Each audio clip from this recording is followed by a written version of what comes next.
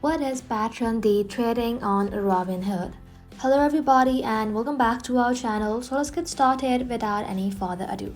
So let's start with what is a day trade. A day trade is when you buy and sell the same stock or crypto on the same trading day.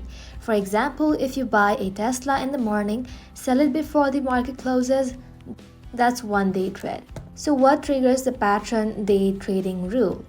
If you make 4 or more day trades within 5 business days and you're using a margin account, Robinhood will label you as a pattern day trader. If you are marked as a pattern day trader, you must keep at least $25,000 in your account to continue day trading.